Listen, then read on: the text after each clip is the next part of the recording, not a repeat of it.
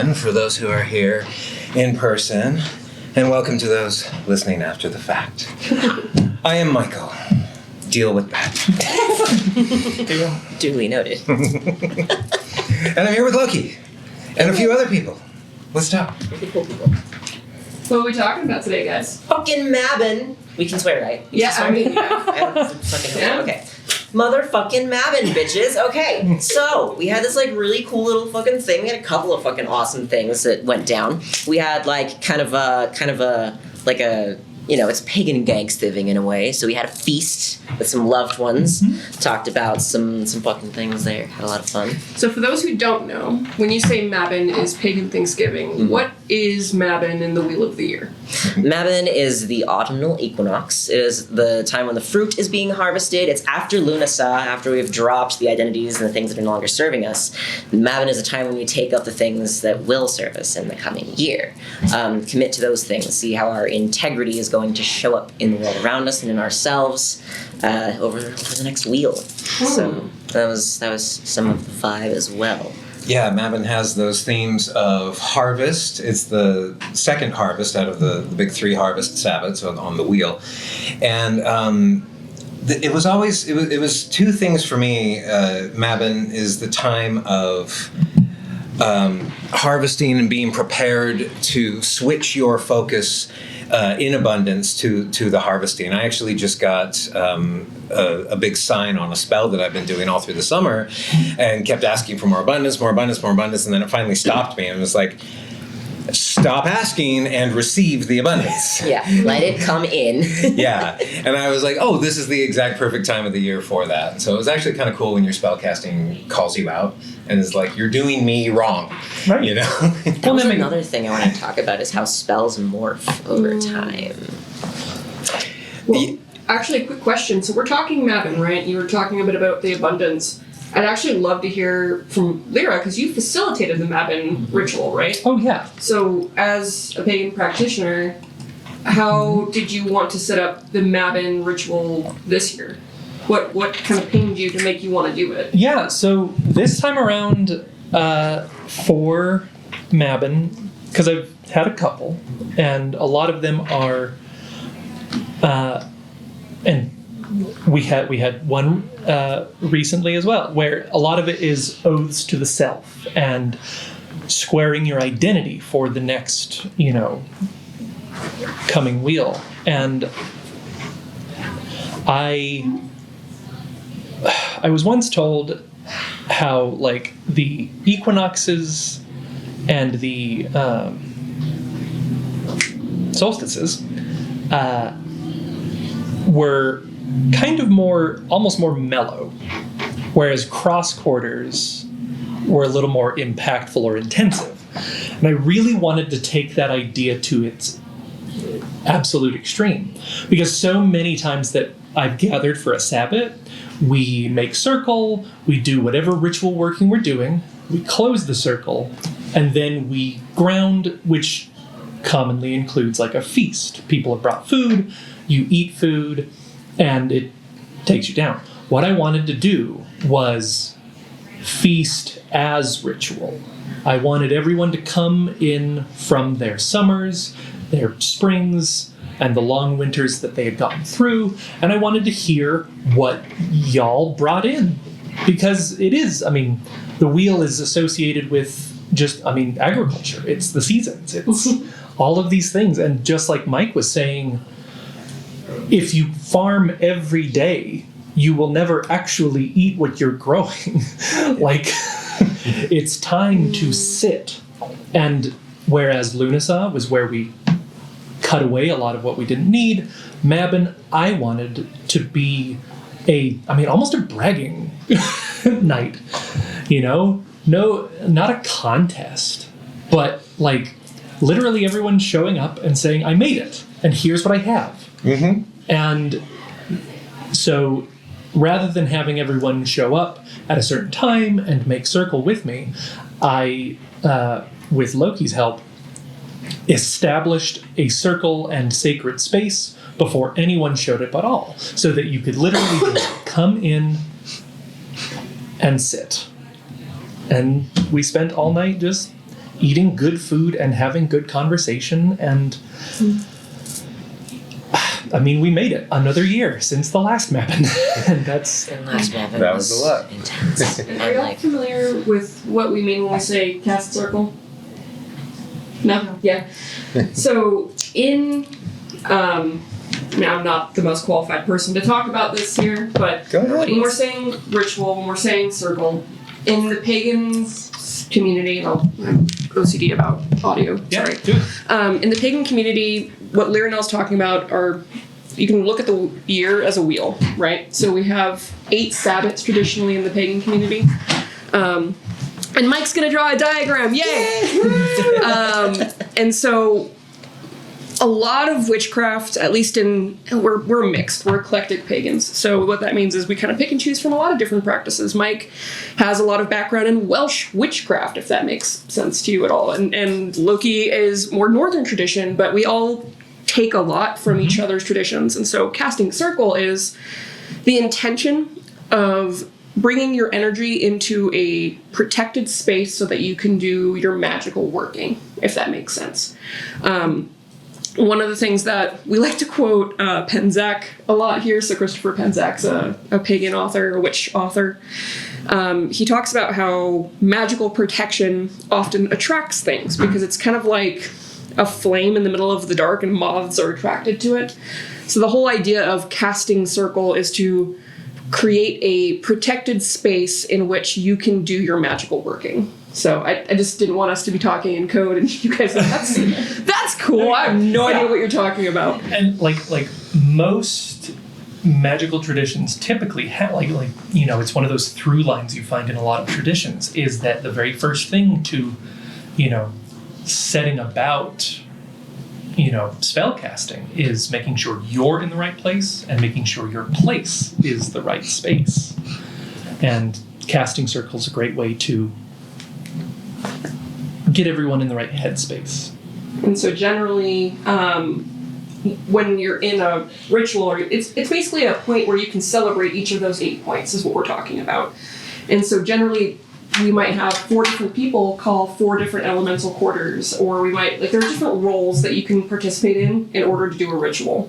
Lyra did all of that on her own and was carrying all of that so that no one had to do that when they came into her home. So that's kind of the idea of Lyra set this space so people could relax and come into it. Just to kind of catch y'all up. Thank you. No worries. Please feel free to interrupt us because we're just gonna keep talking. Oh my gosh. Audience participation and group collaboration is so much of what Well, this hand is. I love Lyrinel. I love what you did, even though I wasn't able to make it. But what you did for this Mabon was very true to the coven systems I've been part of, where you do because Mabon is a harvest festival. It's a time of balance. It's a time to assess your balance in your day and your year and everything. But it's also the return to hearth and home on the hero's adventure of going out and. Leaving and coming back. This is like coming back, taking responsibility for the land. And one of the things is to return and reconnect with your group, with your family, with your people. And that's when we would do coven oaths and things like that, which I have a very complex relationship with coven oaths. I never really cared for them. I have my Book of Shadows here and I brought the old ones, but I think it was way more interesting to make oaths to oneself and renew your own commitments as to what your practice is and what you're going to be doing. As you can tell, a lot of this is earth-based. A lot of it is we like the stars, we like the seasons, and one of the reasons we like looking at the Wheel of the Year is because it helps us. I think we're so slotted and tuned into tech so often. We're in our phones every day, we're watching TV, our computers every day, and when we tune into the seasons, it gives us an opportunity to have different points of gratitude or different things we can work on that's attuned to nature. As soon as electricity became a thing, we were less reliant on the seasons. Sunlight. And sunlight, exactly. Because you could then make artificial sunlight anytime you wanted by flipping on a switch. And that's not bad, don't get me wrong. But that also creates more distance between you and the natural attunement of the world around you. Artificial light kind of brought us from the place where we had to live our life by the seasons to a place where we could just work through the winter and be more productive and just never rest. And that might not be a healthy way of going about our lives. One of the things I did when I first started studying nature and witchcraft in general was I started hiking up the canyon behind my house every single day. Did that for a year. And I got in touch with what those seasons really felt like, what it smelled like, to smell the autumn coming on the wind at the very end of the summer, that kind of thing. Getting in touch with the trees, learning how to identify them, what they do, where they live. You know, that's the heart and soul of it, is getting in touch with nature and where that nature lives within you.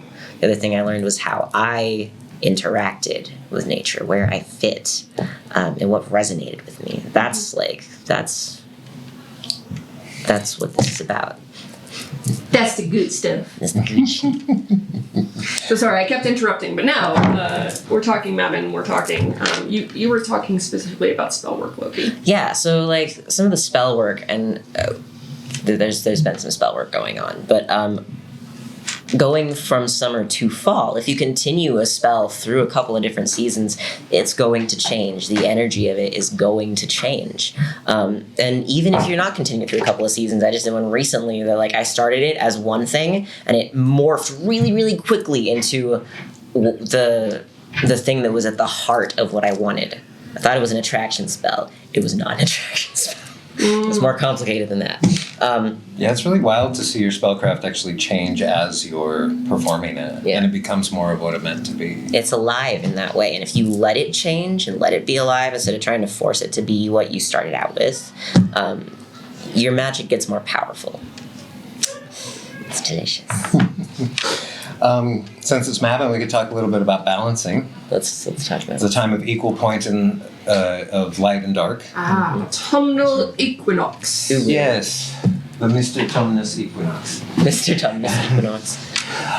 And I drew a pentagram on the board. I know, right as we went away from the video format, I'm like, let's draw all kinds of stuff on the board. It's fine.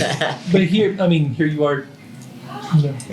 You're explaining what those who showing? can't see are listening to. So you drew a pentagram, which is a 5-point star. Yes, exactly. I use the pentagram as a balancing meditation or a balancing tool for daily life. How am I? Am I balanced in what I'm doing for today? And if not, that's okay. But just understanding, I'm going to lean more into fire today. I'm going to lean more into earth. So if you guys maybe don't know, the correspondences between the elements and how you would balance them in their life is spirit's at the top of the pentagram, and spirit would be things that enrich your spiritual self, your meditation or your devotional practice, perhaps, or anything that comes across as your spiritual. It could be spiritual learning. What other examples of stuff you do for spirit? A lot of meditation. Drumming. I do drumming for spirit as well. That helps me transform things and find higher perspectives. Music sometimes can be deeply spiritual in a lot of ways. Yeah. And it's even less the thing, but more the intention behind it. Exactly. The spiritual embodiment of exactly. some sort. Whatever it is that connects you to that which you are part of, the greater unity of the universe. That question. Yeah. Do you guys feel in your body any particular place when you're engaging with something specifically around the spirit? In the body, it depends on what it is. Really? But yeah. Because I might be, if I'm doing energetic work, I'll feel that in my body. I'll feel it in my hands and whatever I'm doing. Or I might feel it in the third eye if we're doing a lot of trance or invocations or anything like that. When it comes to divination and receiving inspiration, mine tends to come all through here and then it hits in here and it's blah. Yeah. When I do the chakra activation sequence and start at the heart and go down and up and down and up, that'll actually come into my body and that'll light up my whole sushumna. But the whole embodiment of it is different depending on what the practice is, and yet it's all spiritual practice. Some's more energetic than others. You know what I mean? I was just curious if anyone had any feelings in their body when they're thinking, because how do you feel? It hits right in my chest. Yeah. Because you said music, music and also when so I come from an evangelical background way back when, and so whether you come back from like a Christian background, a Hindu background, a Mormon background, whatever, I think there are, like we were talking about before, things that weave between all of the practices. And in my background, it was like, what are prophetic words? Or like images or things. Like you get a mental image, you start talking to somebody. When I know it's on track, for me, that's engaging with the spiritual. I feel it right here because I'm like, oh no, that's hitting right. That is divination. I am divining with my mental image for this person, with this person. Or if I'm in circle and I'm in tune with the energy around me, it usually hits right here. And equally, if something is off, it also hits right here. Which I think is really interesting when we start talking about like chakra centers. Why does it hit where it's hitting? Mm-hmm. Is there a place where it hits normally, or is there a place that it hits depending on what it's hitting? So yeah, sorry, that's a squirrely point. I was just curious. Yeah, Because you want to know if you're places. doing it right? Is that kind of how it feels sometimes? Yeah. See, but sometimes things will hit in my sacral that are very spiritual, and it's like that's its own combination of things, you know. And Cultivating that awareness. Sorry, that is also a really horrible phrase. Making yourself more aware to those sensations in your body. Like, this is the first podcast episode, and I've done like 5 gag sounds for the last 10 minutes. Here, everyone, listening to me. I'm gonna get out the feelings wheel. The best day. It's the wheelings feel. Don't you do it! Don't you bring that fucking thing up. Mike has a feelings wheel, and it's like one of those ones that talks about like general feelings in the middle, and then it does more specific feelings, and then more specific feelings. So like, I feel bad. Okay, what are some of the words here? I like that one, and then that one. This is a specific kind of bad that I'm feeling. It's good. Yeah. It's really It good. was like, yes, that, trauma. Yay. Oh, favorite it's traumatized! Sorry, I just, go for it. You're good. I love the open format of Yeah. this. This is great. And to go back to the tool, so on the pentagram you have spirit, then you go down to earth, up to fire. I know some people do the pentagram differently. This is how I do it. Up to the right to fire, across left to air, and then back down for water. So the way you do it in your life is to keep all of those things in balance. So spirit, you have your spiritual practices. Did you do that today? Did you meditate today? Did you do anything like that?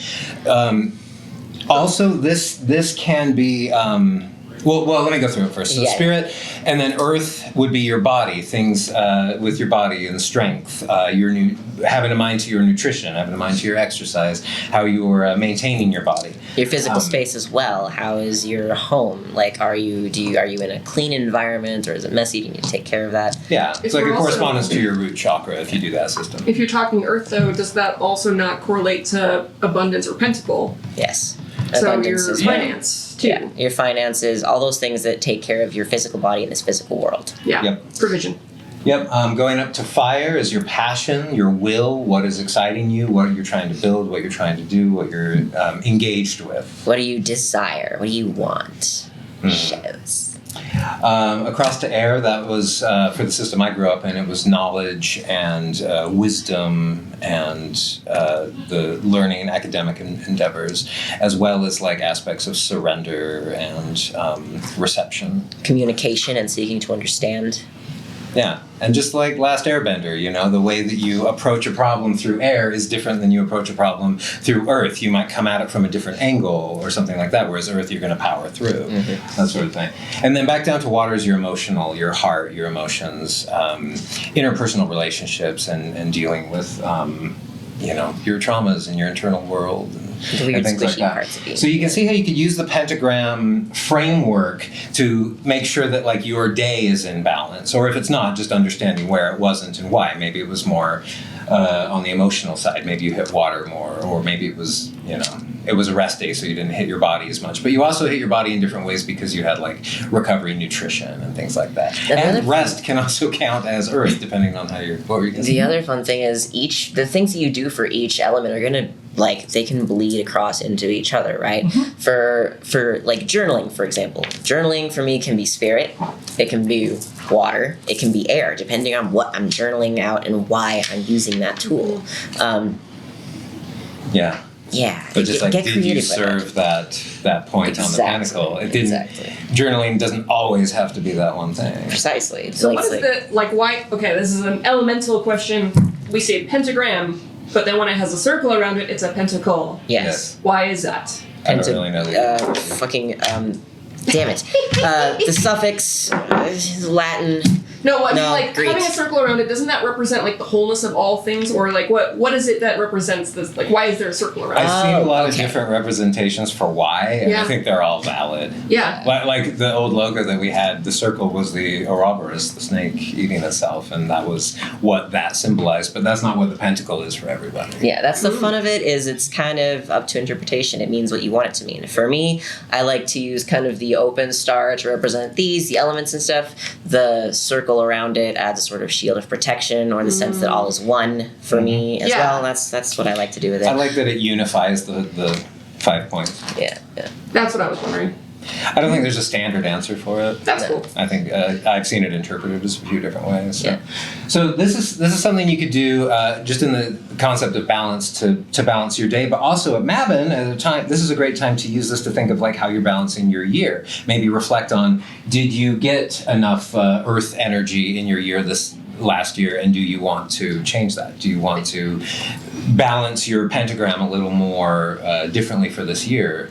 Keeping in mind how you've changed and what was lacking or what wasn't last year. And that the year starts at Samhain. Yeah. Starts at Samhain. So that's Mabon is the last Sabbath before the end of the year. Yeah, because a lot of pagans consider Samhain to be the beginning of the new year. cycle. I mean, yeah. yeah. Which, like, I And love. Because it took so much pressure off of January Yes. and all of that, like, new year, new me BS. Like, it kind of felt like you get a couple of months head start. It's kind of nice. Really nice. Yeah. Now, when it comes to structuring your Mabon stuff for the next year, I like to go more of it's less of a pentagram and more of an as above so below kind of thing. It's like, okay, how do I want to behave as my highest self when I'm at my best, when I'm on top of my game, and I am at my kindest and most empathetic and capable, right? And how can I bring that same energy into all of the other dimensions of self that I am, into all of the dimensions of being that are around me, right? Like, how do I maintain my ethical integrity? How do I continue to behave in the way that I want to represent in the world, right? Even when I feel like shit, or when I am in these weird headspaces that don't make any sense, and it's confusing, and like, the end result of it for me is I want to treat everybody as I would want to treat them in their highest forms, whether or not they're currently aware of that highest form. Things like that, just like what applies in all worlds, no matter where I am or what I'm doing. I like that. Yeah, how do I want to engage with the universe as a being? I like that, and that's see. How did you come to that? Because one of the hard things about first getting involved in Mabon for me, especially in the Coven system, was whose ethics am I going by? I had to actually decide what my ethics were instead of like, oh, well, my teacher told me these are good ethics to live by, or my bishop, or my parents, or anything like that. So how did you come to that on your own? To say these are my ethics no matter what anyone else thinks? To tell you that story would take lots of time. You don't have to tell the exacts if you Right. It requires a lot of self-awareness to be able to say, this is what I believe, not what somebody told me to believe, and not saying, well, I don't believe that, screw you, I don't want to do that, I don't want to do that. To be able to say, this is me, this is what I want, that's so hard to do. So there's the fun of that is the process that has to happen beforehand. And that process is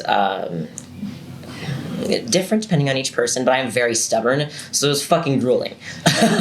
It was getting chucked into a rock tumbler and left in there for a while.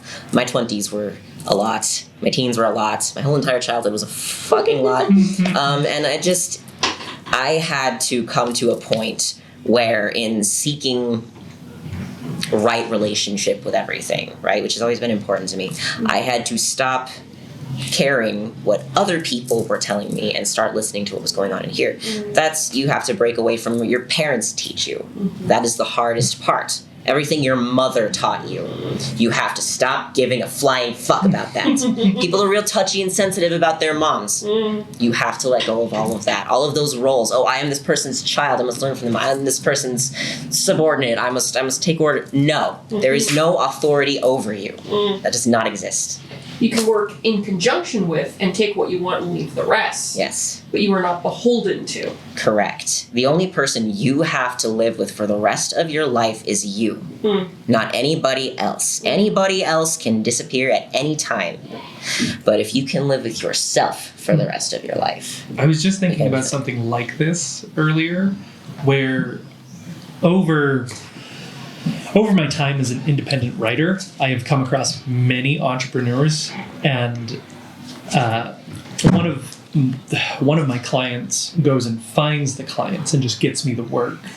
And I will find that a lot of her wisdom is pulled from the people that she interviewed a week ago, because that's it's so easy to put people on a pedestal, oh, they're up on stage talking to everyone, they must know so much. And my experience is all these very excited people learned this thing a month ago, and that's what's been driving them. They are geeking out, and this is their thing, and you are hearing it like it's a long passed down lesson, when it's, sometimes it's buzzwords, sometimes it's damage, and you got to remember that they are just like you in that they are taking in information and then spitting it out.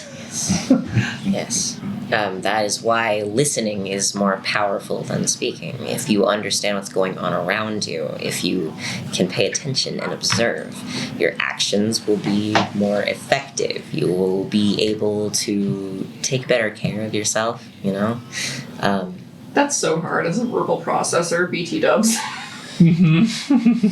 Okay, yep.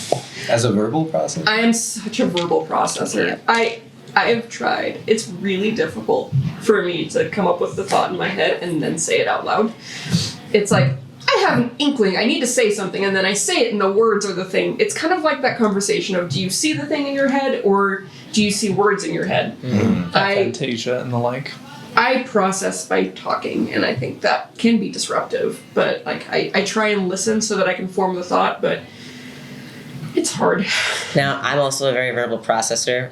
When I'm alone in the house, it sounds like there's a crowd talking. It's fine. We are legion, etc. But there's nothing fucking wrong with that. I mean, just, in the scheme of the universe, you're going to learn more by listening than you will by talking from that which is around you.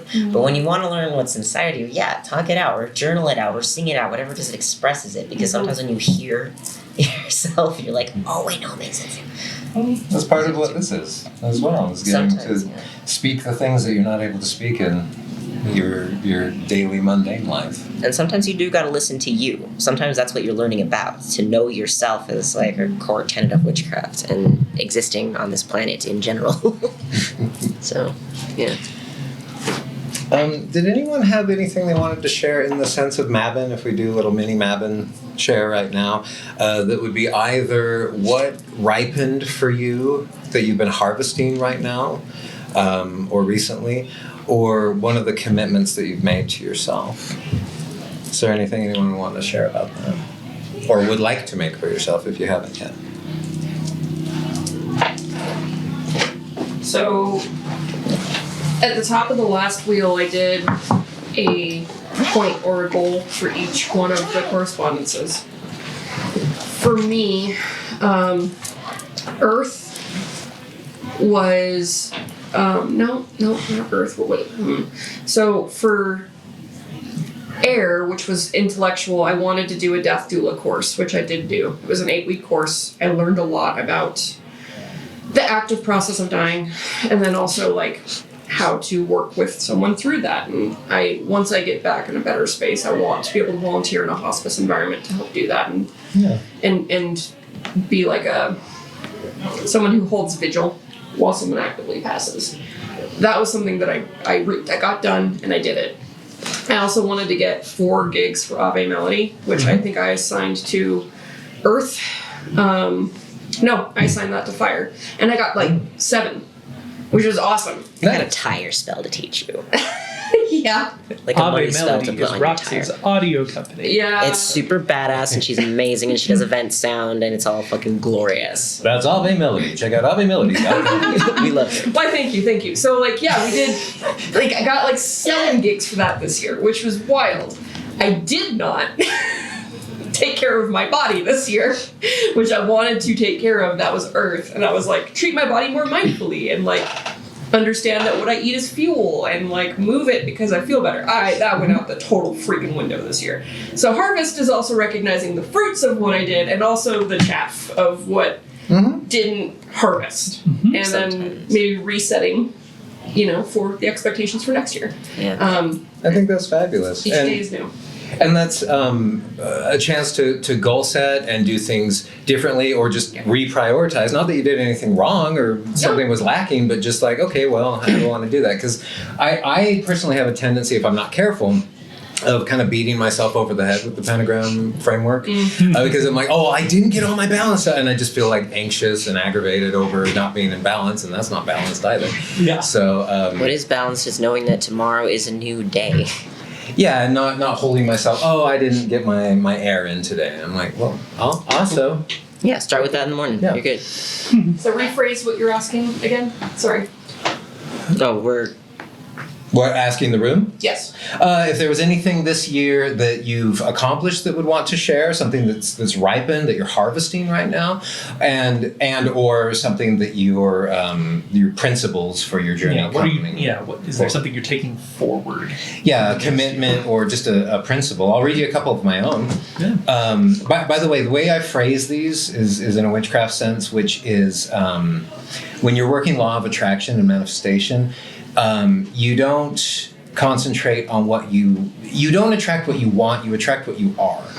So that's why the so mote it be and everything like that means so must it be. If somebody doesn't know, that's when you close a spell, you say so mote it be, because that's so must it be. I am willing this into existence, not asking the gods, please can I have a favor? yeah. It's not make it so. It is so. Yeah, you're working with colleagues. You're not falling at the feet of a god form here. You're actually working with other colleagues energetically in that realm, and so there's a certain amount of will involved in doing this. So part of that is phrasing it as this is what I am. So like if you wanted to manifest, you were like, I do this, I earn this much, I drive this car, whatever it is. If you want to attract love, you must be love. yes. That's the thing people don't understand about love spells. Like, it's not about taking someone and being like, I want this one should be attracted. And no. You be the love that you want to receive, and it will come to you because you're attracting it. Yeah, you attract what you are. Yeah. So my ones that are kind of incarnations of previous ones as well, but I always keep a good heart, which to me just means whatever I do, don't put somebody out of my heart. Even if you stand in opposition of that person, you can. It's not just love everybody. It's do what you do with another person, but never put them out of your heart. That's a 15th century quote. But even if you had to imprison somebody, the way in which you do it is dharmically right. That you're not doing it out of anger and hatred. And that's what I mean by I always keep a good heart. I experience not only by thought, but by practice.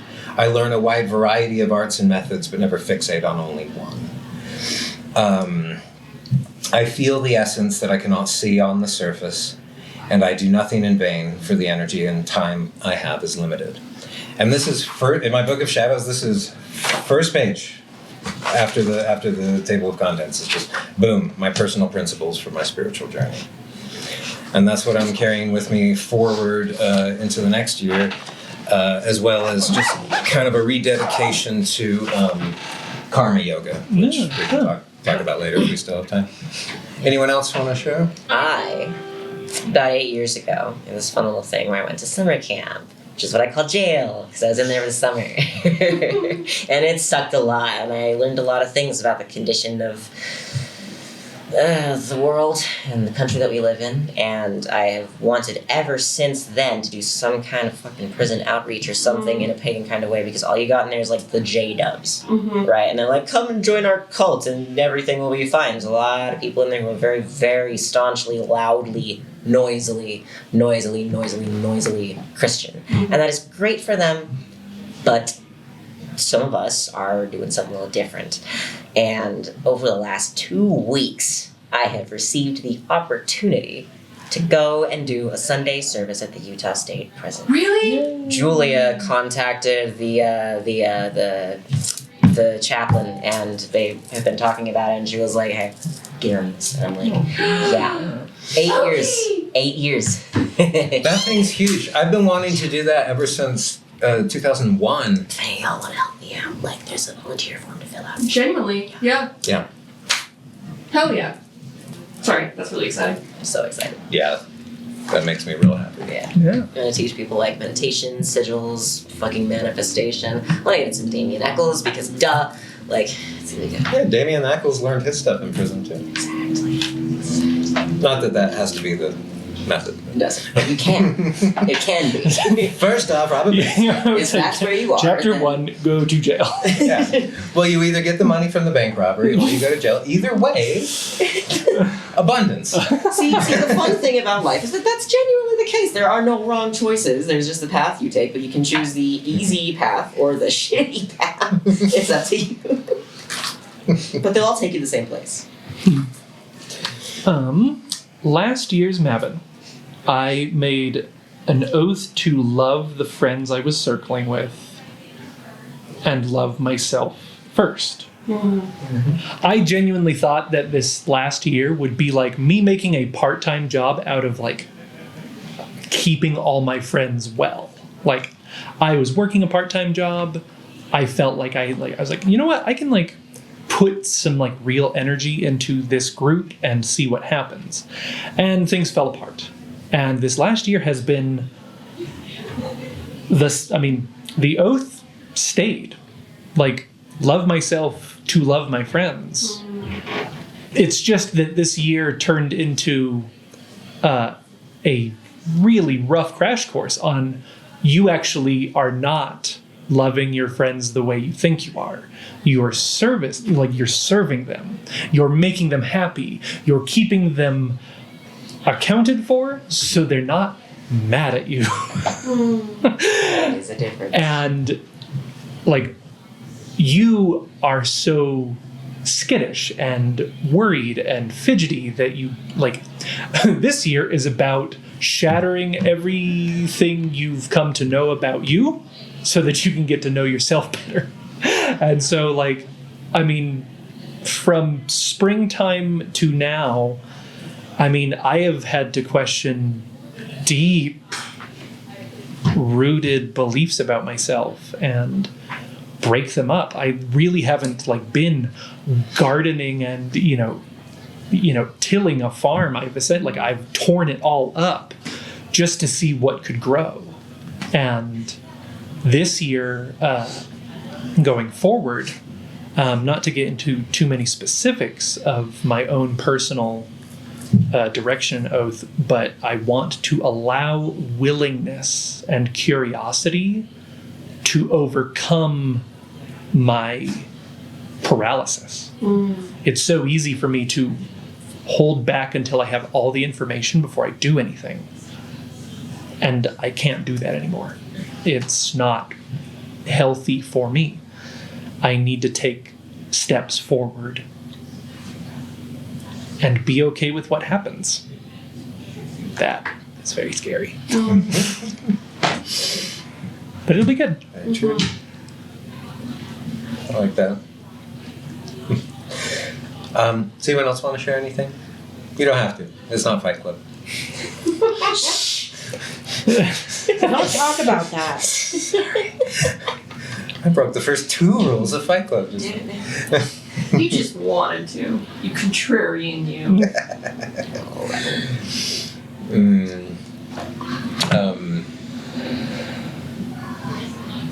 I forgot what I was going to say. So we've talked about it. we've Yeah. talked goal setting, we've talked harvest, we've talked wheel of the year. I think you also wanted to start talking about attunement. So as we're leading up to the beginning of the year and we're setting our goals, did you want to talk a little bit about how you attune energies to the goals that you're going to set?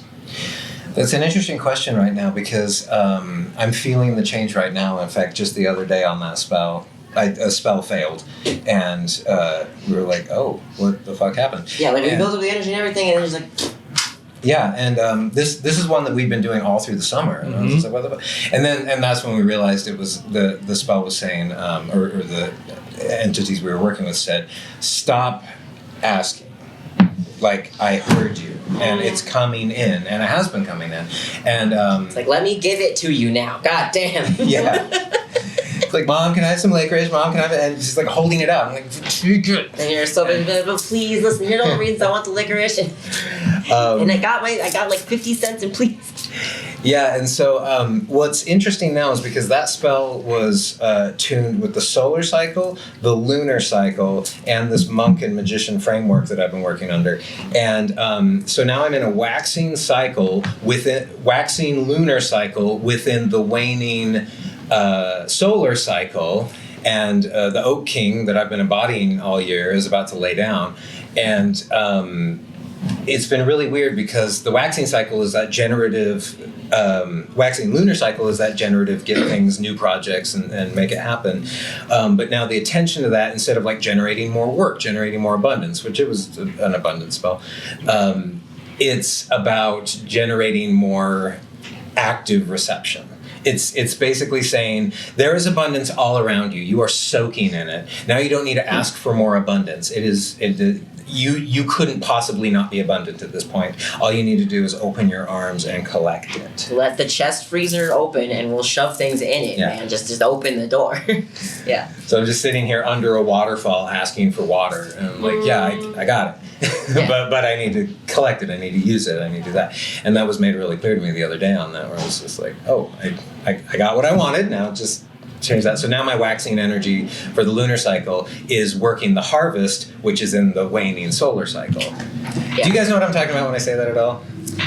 Like the cycles? Yeah, these cycles. Yeah, like right now the moon is I think it's like around the first quarter right now. The moon is it's waxing. crescent maybe. to first. Yeah. So once again, in circles, like obviously there is a lunar cycle every month, right?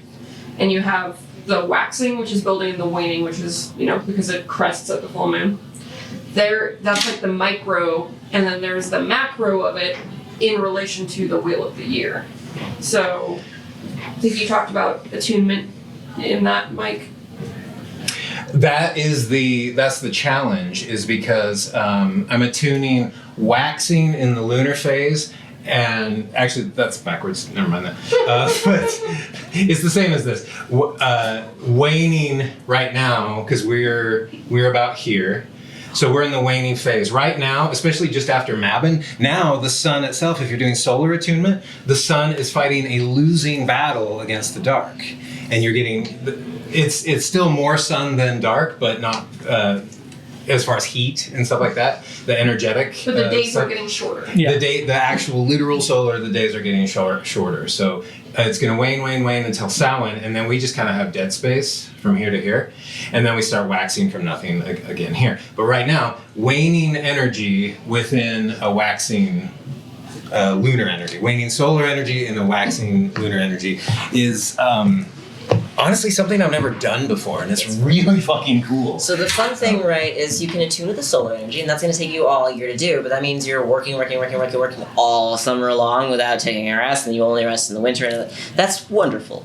But the lunar cycle every month affords you time to get a little more in tune with the shorter forms of those things, and to find rest within the overall work period, work season, if you will. Yeah. That's the fun part to me. And it also offers you opportunities to wake up a little and accomplish a little something, even when it's the dark side of the year and you're trying to rest more. Mm-hmm. It's interesting. It reminded me of getting to know the concept of like when you're working out and you have rest days.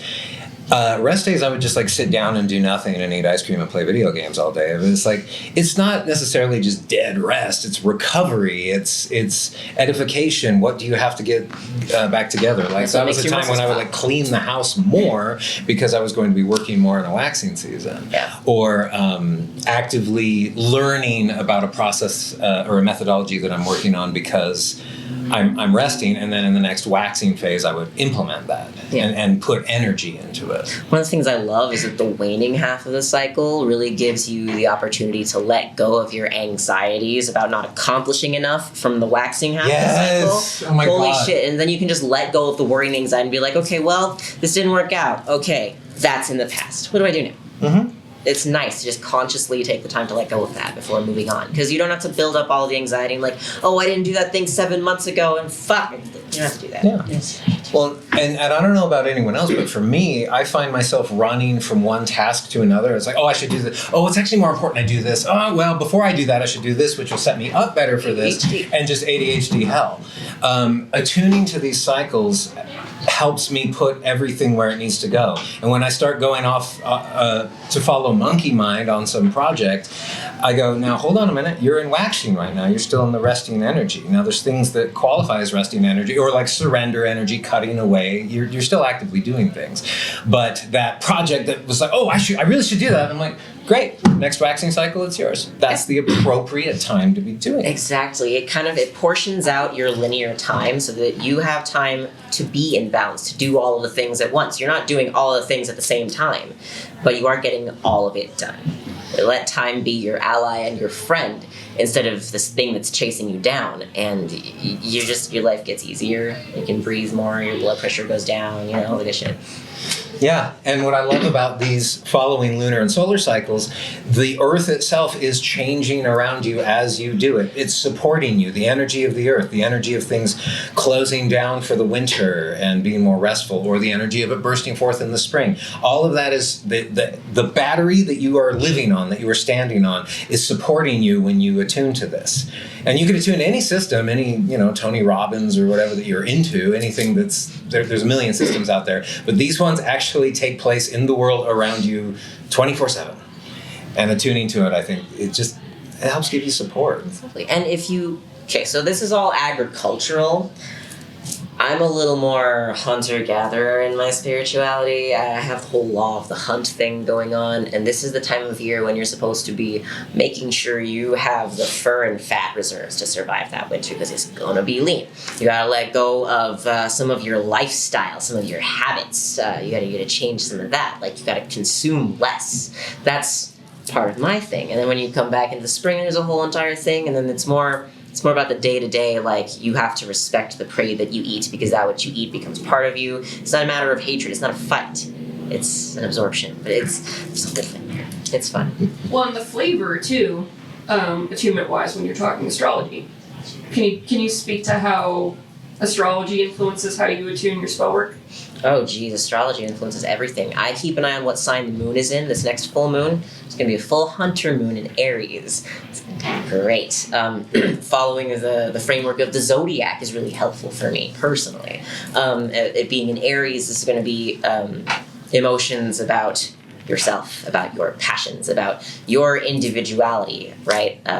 Aries is the first sign of the zodiac, the incarnation, the differentiation. This is who I am, and I'm excited about it, right? That's what this full moon is going to feel like. Let's take this as an opportunity to celebrate, right? Just like party hard. That's going to be part of the spell work for that too. When we hit the full moons, we celebrate. And we celebrate differently every time, depending on what sign the moon is in. That's just a lot of fun. We just got through eclipse season. I don't know about y'all, but I've had some deep transformations going on these last couple of months here. Holy shit. Ugh.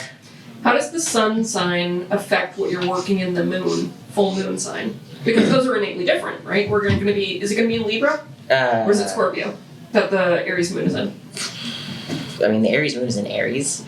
Well, I mean, what sun sign is the Aries moon in? Let's see, where is the sun at right now? It is... Oh, it's nearly Scorpio season, isn't it? So I was curious if the flavor of the sun is influencing how you perceive the moon at all. Generally, it does during eclipses. The rest of the time, I don't necessarily connect the two very much. It's like there's an awareness of, like when you're watching a show, right? You have your overall season arcs, and then you have your Monster of the Day episodes, right? Your Monster of the Day episodes are your lunar cycle, and then the big seasonal arcs are your solar cycle.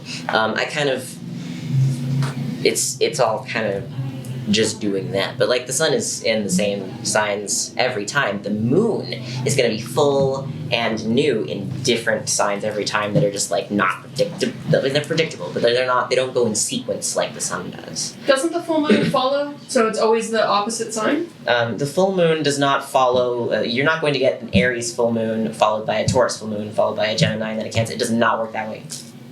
We just had 2 Virgo full moons in a row.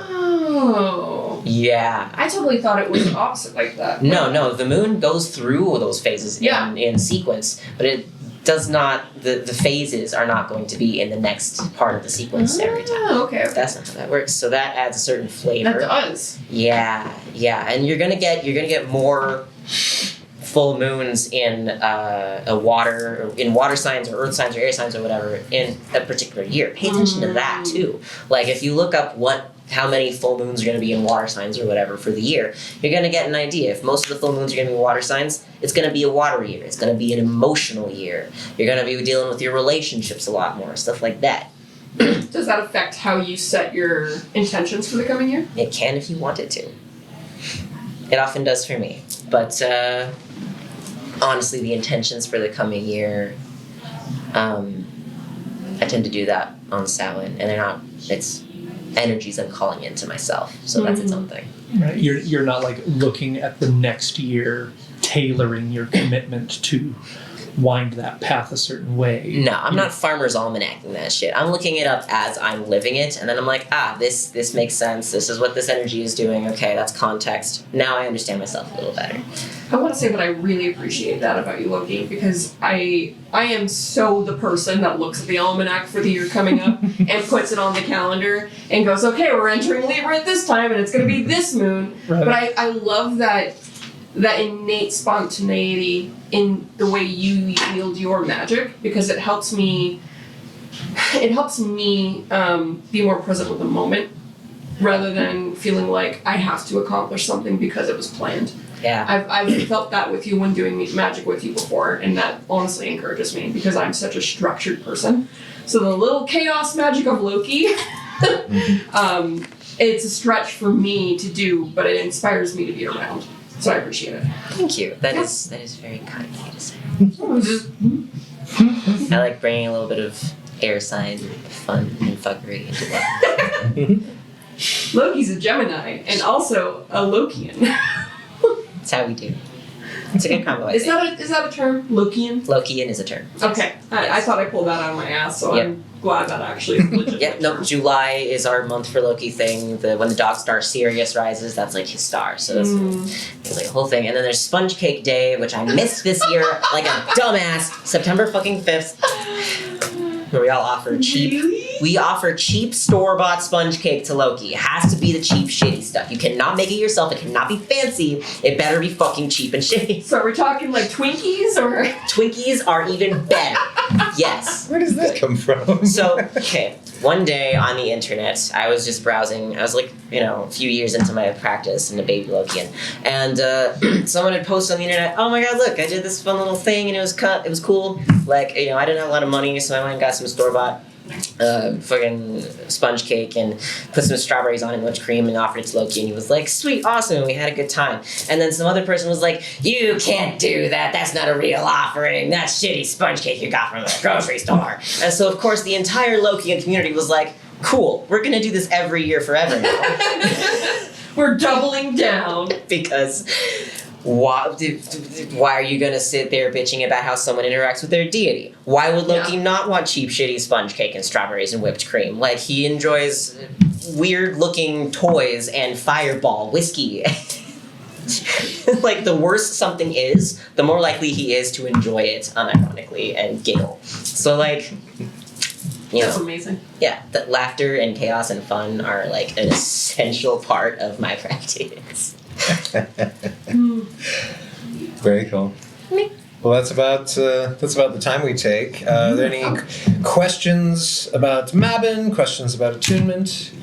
Questions about anything? Questions, Comments.